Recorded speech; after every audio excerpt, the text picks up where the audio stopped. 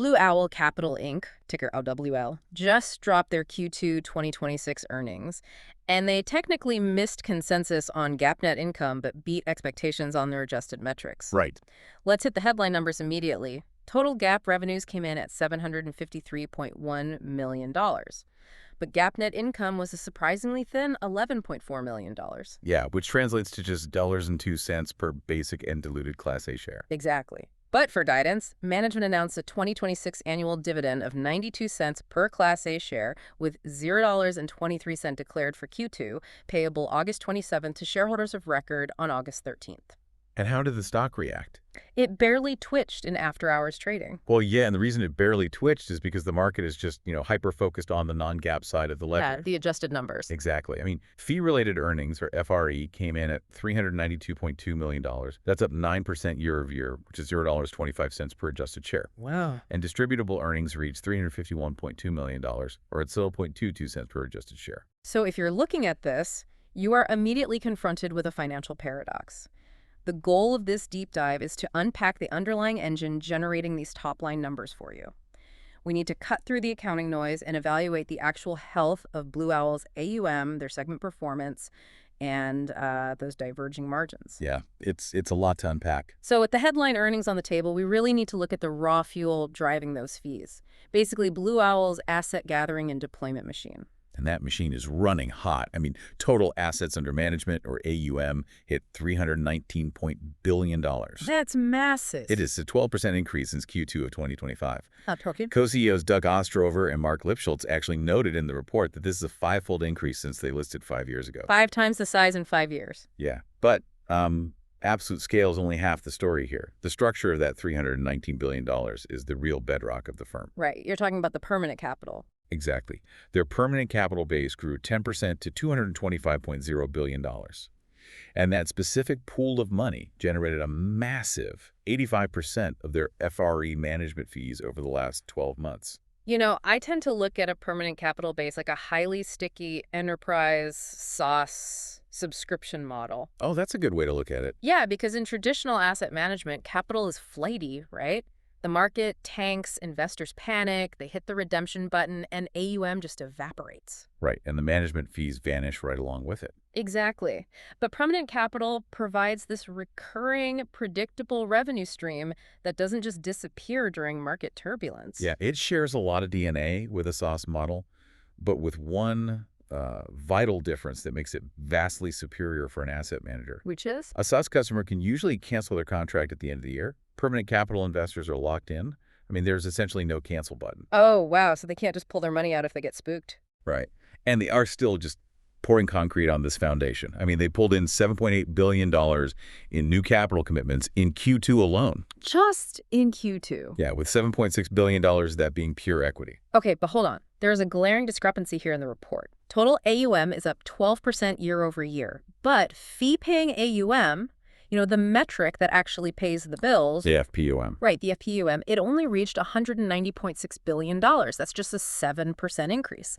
So why the lag in the metric that actually generates revenue? Well, it's not really a stall out. You have to look at this critical line item in their metrics called AUM not yet paying fees. Okay. And that currently sits at $31.1 billion. So that's the dry powder. Exactly.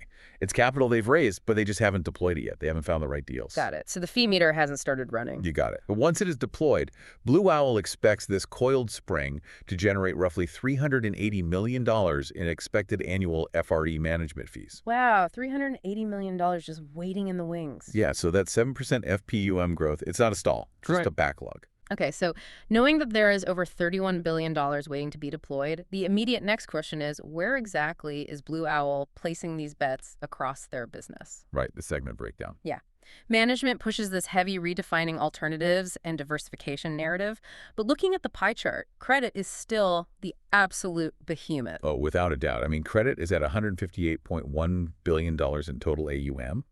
And $97.2 billion of that is fee-paying AUM. That's literally 50% of total AUM. Right. And direct lending specifically dominates that at 36% of the total firm AUM. And they're still raising money there, right? Yeah. In Q2, they raised $77 billion in investment-grade credit and another $0.5 billion in direct lending. And the returns? Direct lending gross returns were 2.6% for Q2, which tracks to 8.3% over the last 12 months. Okay, so I have to push back on the whole corporate diversification narrative here. If credit is 50% of the pie and direct lending alone is 36%, are they truly a diversified manager now? Or is this still just a giant direct lending shop with a couple of side hustles? I mean, if you just look at a snapshot of today, that's a fair critique. But you have to synthesize the historical trend. What do you mean? Well, credit is the anchor, sure. But look at GP Strategic Capital.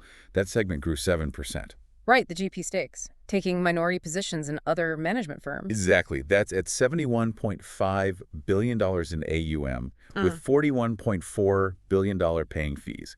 That's 22% of their total AUM. And they raised capital for a sixth vintage of that strategy this quarter. Yeah, and a strip sales transaction, too.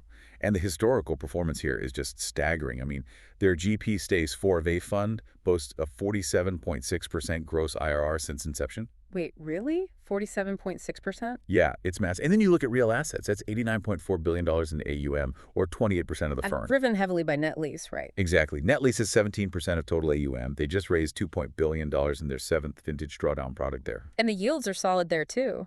Oh, yeah.